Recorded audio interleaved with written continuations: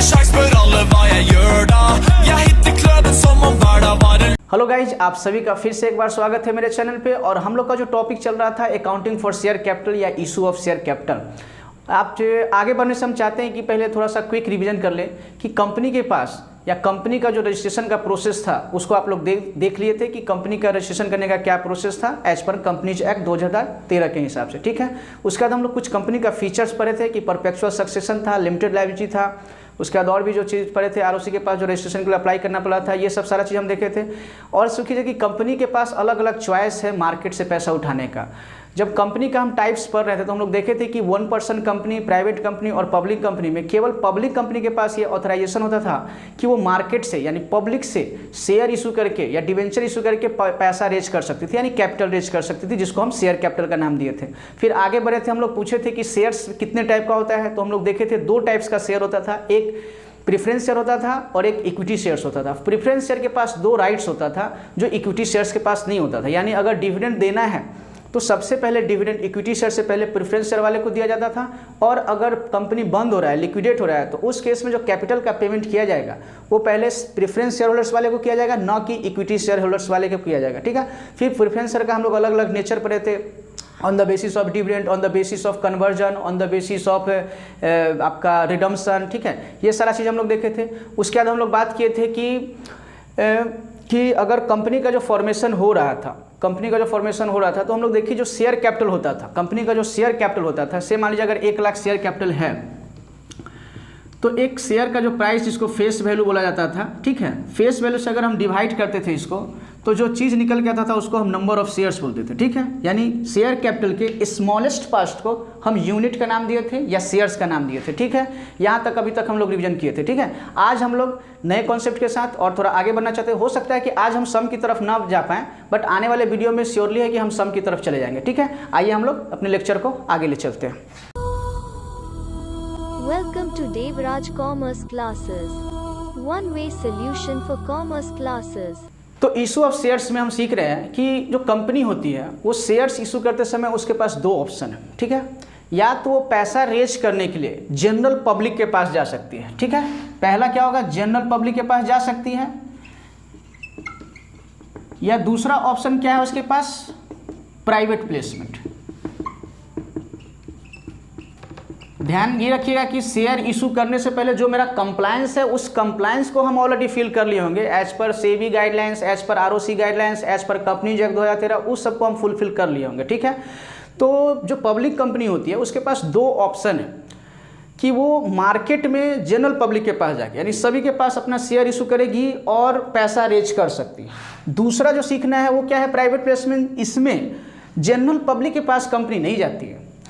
Private placement क्या होता है, सेलेक्टेड ग्रुप ऑफ पर्सन को कंपनी इनवाइट करती है अपने शेयर्स को सब्सक्राइब करवाने के लिए, यानी वो सेलेक्टेड, जैसे हो सकता है म्यूचुअल फंड्स के पास जाए, बैंक्स के पास जाए, ठीक है, LICs के पास जाए, ये क्या होता है, इनके पास फंड होता है। ठीक है, तो प्राइवेट प्लेसमेंट में कंपनी डायरेक्ट इनके पास जाएगी और अपने शेयर्स को सेल कर लेगी, यानी शेयर इशू कर लेगी और कैपिटल का रेज कर लेगी। ठीक है, और इसमें तो कुछ करने का नहीं है। जनरल पब्लिक में हम शेयर इशू करके मार्केट से पैसा रेज करते हैं। फिर इसके बाद इसमें क्या होगा, आइए देखिए, इशू ऑफ शेयर्स 2 टाइप का होगा। ठीक है, एक हो सकता है फॉर कैश कंसिडरेशन, ठीक है, इस कॉन्सेप्ट, और दूसरा क्या हो सकता है, अदर देन कैश कंसिडरेशन। दोनों में अंतर समझ लेते हैं। इस पे जो सम होगा वो पहले जो सम का हम प्रैक्टिस करेंगे वो फॉर कैश कंसिडरेशन के करेंगे, फिर कुछ लेक्चर के बाद हम अदर देन का प्रैक्टिस करेंगे। यानी शेयर तो इशू हम कर रहे हैं, ऑनर तो बना रहे हैं उसको, अपने शेयर्स, कंपनी के अगर हम शेयर्स दे रहे हैं इसका मतलब हम ऑनरशिप उसको ट्रांसफर कर रहे हैं कंपनी का।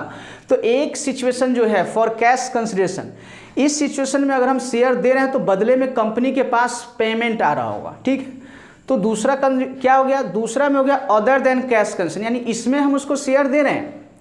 ठीक है, शेयर तो दे रहे हैं बट बदले में वो हमको इस बार पैसा नहीं देगा, कैश नहीं देगा। तो फिर सर फ्री में आप क्यों दे रहे हैं शेयर, ये समझ में नहीं आ रहा है। ना, फ्री में नहीं दे रहे हैं, हो सकता है वो हमको कोई एसेट्स दे दें। तो कंपनी के पास हो गया, या तो पैसा आ जाए या कोई एसेट्स आ जाए। एसेट्स ना देके हो सकता है हम उसका कोई बिजनेस ही परचेज खरीद रहे हैं, यानी उसके पास बिजनेस आ गया। तो अगर हम एसेट्स बिजनेस या अगर हम उसका कोई सर्विस ले रहे हैं, जब आगे सीखेंगे तो इसमें आएगा अंडरराइटर्स वगैरह आएगा, प्रमोटर्स को हम देंगे उसके सर्विस के बदले में।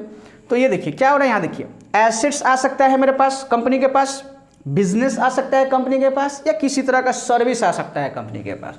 अब याद कीजिए अगर ये सारा चीज़ आ रहा है कंपनी के पास तो बदले में कंपनी को पेमेंट तो करना पड़ेगा ना। तो इस केस में क्या होगा, कंपनी पेमेंट नहीं करेगी, शेयर ही इशू कर देगी, यानी 2 शेयर कैपिटल ही कर देगी, यानी ऑनर बना दिए ये लोग को। क्या हुआ, पैसा आया, मतलब एसेट्स आया लेकिन पैसा नहीं दिए, अब की बार पैसा नहीं आया है मेरे पास, ना पैसा उसको देने का एंट्री करेंगे ना पैसा लेने का एंट्री करेंगे, क्योंकि कैश तो आ नहीं रहा है। तो इस केस में क्या कीजिएगा, आप उसके एसेट्स को एक्वायर कर रहे हैं, बदले में पैसा ना दे के उसको ऑनर ही बना दिए कि भाई अब तुम मेरे ऑनर ही बन गए हो, ठीक है। तो इस सिचुएशन पे हम लोग बाद में बात करेंगे। पहले जो आने वाला जितना भी लेक्चर होने वाला है स्टार्टिंग का, वो मेरा कैश कंसेशन का होने वाला है, यानी हम पब्लिक में शेयर इशू करके पैसा ही रेज करने वाले हैं, यानी बैंक अकाउंट में ही पैसा आने वाला है, ठीक है। ये चूँकि ये रेगुलेटेड चैनल बॉडी काम करती है इसमें, तो आप कैश का एंट्री यहाँ नहीं करेंगे, सारा जो भी पेमेंट होता है वो मेरा बैंक के थ्रू ही होगा, यानी नेट बैंकिंग, आपका ड्राफ्ट, चेक, ये सब के थ्रू ही पेमेंट किया जाता है। इसलिए कैश अकाउंट डेबिट की जगह हमेशा बैंक अकाउंट यहाँ डेबिट किया जाएगा, ठीक है। ये दोनों कॉन्सेप्ट सीख गए। आइए छोटा छोटा कॉन्सेप्ट और सीखते हैं, उसके बाद धीरे धीरे हम लोग सम की तरफ चलेंगे। कैश कंसेशन शुरुआत में जितना भी मेरा कॉन्सेप्ट होगा वो कैश कंसेशन वाला करने वाले हैं, उसके बाद दूसरा जो होगा वो अदर देन कैश वाला होगा, ठीक है। चलिए आगे चलते हैं। सेम वाली हम बोले थे कि अगर 5 लाख है शेयर कैपिटल, ठीक है, शेयर कैपिटल है मेरा 5 लाख, ठीक है। अब ये स्मॉलेस्ट यूनिट डिवाइड है, मतलब हो सकता है आपका 50,000 शेयर हो, नंबर ऑफ शेयर इसको बोला जाता है, at the rate of 10 each. तो इसको आप 2 नाम बोले थे, या तो आप फेस वैल्यू बोल सकते हैं या तो आप इसको नॉमिनल वैल्यू बोल सकते हैं, ठीक है। यानी 50,000 नंबर ऑफ शेयर्स अगर हम मार्केट में इशू किए लोगों को सब्सक्राइब करने के लिए, ठीक है। ऑब्वियसली प्रोस्पेक्टस वगैरह इशू हम कर दिए होंगे, वो सब कॉन्सेप्ट आप देख लिए हैं ऑलरेडी।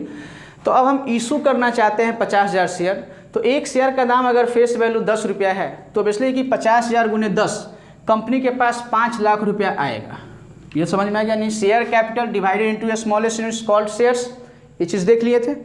अब अलग अलग सिचुएशन क्या हो सकता है, सो देखिए इसमें हम बोले हैं शेयर इशू कर रहे हैं, शेयर इशू कर रहे हैं, अगर हम 10 का ही शेयर इशू किए हैं, यानी अगर हम शेयर इशू कर रहे हैं तो इस 10 पे ही फेस वैल्यू पे ही, तो इसको बोला जाएगा शेयर इशूड एट पार। समझ में आ गया क्या मतलब, समझे कि अगर शेयर का प्राइस 10 रुपया है, फेस वैल्यू 10 रुपया है और कंपनी आपसे 10 रुपया ही कॉल कर रही है, 10 रुपया ही मांग रही है, तो उस सिचुएशन को बोला जाएगा share issued at par. Entry देखेंगे बाद में, बट अभी मतलब समझिए कि अगर 10 के बदला कंपनी आपसे 10 रुपया ही मांग रही है तो उस चीज़ को बोला जाएगा शेयर इशू किया है कंपनी, एट पार पे इशू किया है। तो दूसरा क्या हो सकता है, आपसे 10 से वो ज़्यादा मांग सकते हैं, यानी हो सकता है वो 10 प्लस 2 रुपया एक्स्ट्रा मांग ले। जो एक्स्ट्रा ये मांग रही है इस चीज़ को बोला जाता है सिक्योरिटी प्रीमियम रिजर्व, बाद में देखेंगे इसको। यानी वो क्या करिए, फेस वैल्यू से एक्स्ट्रा आपसे मांग रही है, यानी वो आपसे 12 रुपया आपकी बार मांगना चाहती है, एक शेयर पे वो आपसे 12 रुपया मांगना चाहती है, ठीक है। तो ये जब सिचुएशन होगा कि फेस वैल्यू से जो एक्स्ट्रा, जब एक्स्ट्रा पे आपसे शेयर का पैसा मांगा जाता है, इस सिचुएशन को बोलता है कि कंपनी शेयर तो इशू की है बट इस चीज़ को बोलता है इशूड एट प्रीमियम, ठीक है। क्या बोलता है इसको, यहाँ बोलाता है अगर फेस वैल्यू 10 है और 10 पे ही शेयर को इशू कर रही है कंपनी, यानी इस चीज़ को बोला जाएगा शेयर इशूड एट पार। और 10 का शेयर है और कंपनी आपसे जो भी 10%, 20%, 1 रुपया 2 रुपया जो भी बोलेगा एक्स्ट्रा, उस चीज़ को बोला जाएगा कि अगर आपसे एक्स्ट्रा लिया जा रहा है फेस वैल्यू से, यानी कंपनी शेयर्स को फेस वैल्यू पे इशू नहीं किए हैं, यानी कंपनी डिमांड में चल रही है, यानी वो अब आपसे ज़्यादा चार्ज करना चाहती है, ठीक है। देखिए शेयर्स तो आपको 10 रुपया वाला ही दिया जाएगा, यानी कागज़ पे जो प्रिंट प्राइस होगा वो तो 10 वाली ही प्रिंट होगी। 2 शेयर कैपिटल, यानी जब आपको ऑनर बनाया जाएगा तो 10 से ही बनाया जाएगा, बट एक्स्ट्रा वो जो दे रहे हैं ये कंपनी का एक रिजर्व है जिसका नाम है सिक्योरिटी प्रीमियम रिजर्व। ये रेस्ट्रिक्टेड होता है, ये हर जगह इस्तेमाल नहीं होता है, कहाँ कहाँ इस्तेमाल होगा वो बाद में देखेंगे, बट आपसे अगर फेस वैल्यू से एक्स्ट्रा चार्ज किया जा रहा है इसका नाम सिक्योरिटी प्रीमियम रिजर्व दिया जाता है। यानी शेयर ऑनर बनाया जाएगा आपको 10 से, बाकी का जो आ गया वो कंपनी के लिए एक तरह का रिजर्व हो गया 2 रुपया, ठीक है। बाकी जो डेबिट क्या करेंगे वो बाद में देखेंगे, ठीक है। हम अभी मतलब समझ रहे हैं कि अगर 10 रुपया का है और 10 से एक्स्ट्रा चार्ज किया गया है, इस कॉन्सेप्ट को लाता है शेयर इशूड एट प्रीमियम, ठीक है। ऑनर आपको ध्यान रखिएगा, जितना फेस वैल्यू है उतना ही से बनाया जाएगा। एक्स्ट्रा जो आपसे चार्ज किया जा रहा है वो कंपनी के लिए रिजर्व हो गया, जिसका नाम है सिक्योरिटी प्रीमियम रिजर्व। उसका क्या ट्रीटमेंट होगा वो सब देखेंगे हम लोग ग्रेजुअली। अभी मतलब समझना चाहते थे कि अगर फेस वैल्यू से बराबर है, फेस वैल्यू से ज़्यादा है, सर फेस वैल्यू से कम कर सकते हैं क्या? नहीं, से भी मना किया है। और एज पर कंपनीज एक्ट के हिसाब से भी आप शेयर को डिस्काउंट पे इशू नहीं कर सकते हैं। मतलब कि अगर हम 100 रुपये का किसी को शेयर्स दे रहे हैं, 10 रुपये का किसी को शेयर्स दे रहे हैं, तो मिनिमम उस फेस वैल्यू या फेस वैल्यू से ज़्यादा ही लेना पड़ेगा, हम उससे कम नहीं ले सकते हैं। डिवेंचर के केस में यह परमिसेबल है कि अगर हम 100 का डिवेंचर किसी को दे रहे हैं तो उससे हम 90, 80, 85 ले सकते हैं। बट अगर किसी को शेयर्स हम दे रहे हैं 100 रुपया वाला फेस वैल्यू का, तो हमको मिनिमम 100 रुपया चार्ज करना ही पड़ेगा। बट अलग अलग सिचुएशन, जब स्वेप्ट इक्विटी शेयर आप देखेंगे आगे में, स्वेप्ट इक्विटी शेयर जब इशू किया जाएगा तो वहाँ डिस्काउंट परमिसेबल है। बट नॉर्मल केस में, इस सब केस में आप शेयर को डिस्काउंट पे इशू नहीं कर सकते। यानी दो ही सिचुएशन आया यहाँ आपके पास, या तो शेयर इशूड एट पार, जो प्राइस है शेयर का फेस वैल्यू उसी पे हम इशू कर रहे हैं। दूसरा, अगर हम एक्स्ट्रा कर रहे हैं तो प्रीमियम, यानी हम एक्स्ट्रा चार्ज करें, शेयर इशूड एट प्रीमियम। अभी तक ये हम लोग देखे हैं। उसके बाद एक कॉन्सेप्ट और है,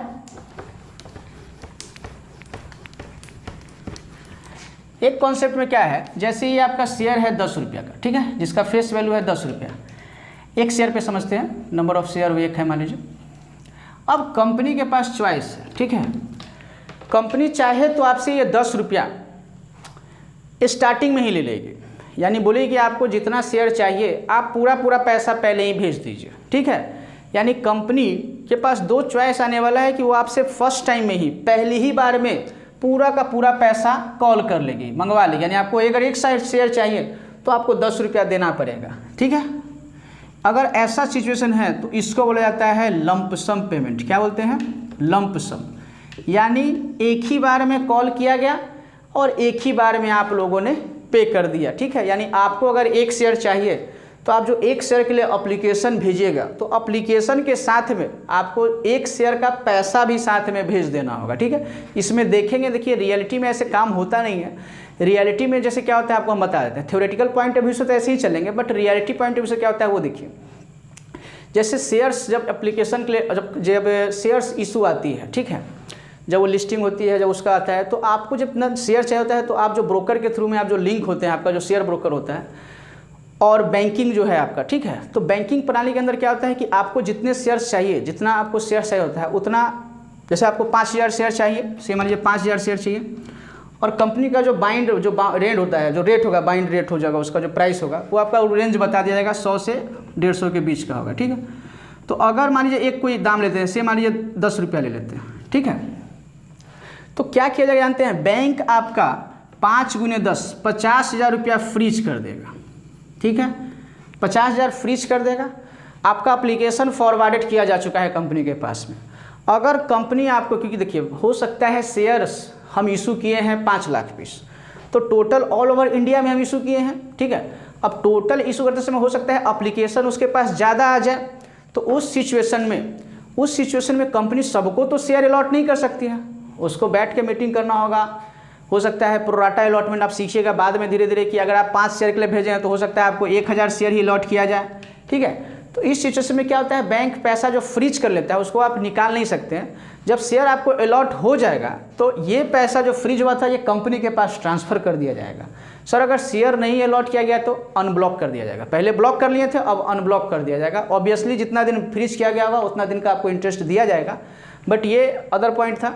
बट अपना थ्योरेटिकल और रिटन पॉइंट ऑफ व्यू से हम ये मान के चलेंगे कि हम एप्लीकेशन के साथ में ही पैसा ट्रांसफ़र करेंगे, ठीक है। इसको भी अभी रहने देते हैं। अब यहाँ आइए, अगर आपको एक शेयर चाहिए तो आपको एप्लीकेशन के साथ में 10 रुपया भेज देना पड़ेगा। This is the case of lump sum payment. तो सर दूसरा क्या तरीका होता है? दूसरा तरीका होता है इंस्टॉलमेंट का, जो ज़्यादा पॉपुलर है, जो यही आता है ज़्यादा कर, मतलब अब तो MCQ टाइप का है तो किस टाइप का पूछेगा वो देखेंगे। बट अब इंस्टॉलमेंट में क्या होगा सो देखिए। इंस्टॉलमेंट में कंपनी को जब जब रिक्वायरमेंट होगा तब तब आपको बताया जाएगा कि ये स्टार्टिंग में हमको नहीं चाहिए, हमको 10 रुपया नहीं चाहिए। आप सबसे पहले जो 10 रुपया का है आपको स्टार्टिंग में एप्लीकेशन के साथ में 2 रुपया भेजना है, फिर उसके 1 महीना 1.5 महीना 2 महीना बाद जो भी होगा आपको 3 रुपया भेजना है, 3 रुपया भेजना है, फिर 2 रुपया भेजना है। क्या हुआ? ब्रेकअप हो गया। 3 3 6 2 8 2 10। मांगा तो आपसे 10 ही जाएगा, बट इस केस में आपसे पूरा 10 रुपया स्टार्टिंग में ही ले लिया गया। इस केस में आपसे हम 2 3 महीना के ब्रेकअप पे ले रहे हैं, ठीक है। इस केस को बोलते हैं instalment, share issued at instalment. इसको बोलते हैं शेयर इशूड एट लमसम, ठीक है। अब इस सिचुएशन में मेरे हिसाब से कोई दिक्कत नहीं। अगर आपको 1 शेयर चाहिए तो आपको 2 रुपया एप्लीकेशन के साथ में भेजना होगा, 3 रुपया यहाँ भेजना होगा, 3 रुपया यहाँ। ऑब्वियसली ड्यूरेशन होगा 2 मंथ्स 3 मंथ जो भी होगा वो बताया जाएगा आपको, ठीक है। अब देखिए इसको नाम क्या दिया जाता है, ठीक है। पहले बार जो आप यहाँ दे दिए थे इसका नाम तो वही है एप्लीकेशन मनी, ठीक है। अब जब इंस्टॉलमेंट में होगा तो ये जो पहला बार मांगा जाता है सबसे पहले इसको नाम दिया जाता है एप्लीकेशन मनी। सेकेंड बार जो मांगा जाएगा आपको इसको बोला जाएगा अलॉटमेंट मनी। उसके बाद जो मांगा जाएगा इसको बोला जाएगा कॉल मनी, यानी फर्स्ट कॉल। अगर इसके बाद नहीं होगा, अगर यही पूरा अमाउंट मांग लिया जाएगा तो आपको फर्स्ट एंड फाइनल कॉल लिखना होगा। लेकिन चूंकि इसके बाद भी मांगा जा रहा है इसीलिए आपको लिखना होगा सेकेंड एंड, जो लास्ट इंस्टॉलमेंट होगा वहाँ आपको फाइनल लगाना जरूरी होगा, तो सेकेंड एंड फाइनल कॉल, ठीक है। इसका नाम लिया जाएगा, ठीक है। यानी क्या नाम लिए हैं हम लोग? एप्लीकेशन मनी जो सबसे पहले भेजा जाएगा, अलॉटमेंट मनी जो सेकेंड टाइम आपसे मांगा जाएगा, थर्ड टाइम जो मांगा जाएगा उसको फर्स्ट कॉल, और उसके बाद अगर नहीं है तो फर्स्ट एंड फाइनल कॉल, उसके बाद भी अगर है तो सेकेंड एंड फाइनल, अगर उसके बाद भी होगा तो third call, third and final call. तो जो भी लास्ट इंस्टॉलमेंट होगा उसके आगे हमको फाइनल वर्ड जोड़ना होगा, ठीक है। अकाउंटिंग इसका हम लोग कल से स्टार्ट करेंगे, ठीक है। नेक्स्ट वीडियो में जब हम लोग मिलेंगे तो हम इसके अकाउंटिंग के साथ ही मिलेंगे, इसका अकाउंटिंग बाद में सीखेंगे। पहले हम इसका अकाउंटिंग सीखेंगे जो लमसम है, उसके बाद हम लोग इंस्टॉलमेंट के अकाउंटिंग की तरफ जाएंगे। या हो सकता है अकाउंटिंग से पहले थोड़ा और बेसिक कॉन्सेप्ट जो है मेरा बचा हुआ उसको हम कंप्लीट करने का कोशिश करेंगे, ठीक है। तो अकाउंटिंग हो सकता है थोड़ा देर बाद जाए, और जो कंसेप्ट है कि बैलेंस शीट्स में इसको कैसे रिपोर्टिंग करने का है उसको पहले हम लोग एक बार देख लेंगे, ठीक है। उसके बाद हम लोग अकाउंटिंग की तरफ चलेंगे, ठीक है। तो मिलते हैं हम लोग अगले वीडियो में, तब तक के लिए थैंक यू।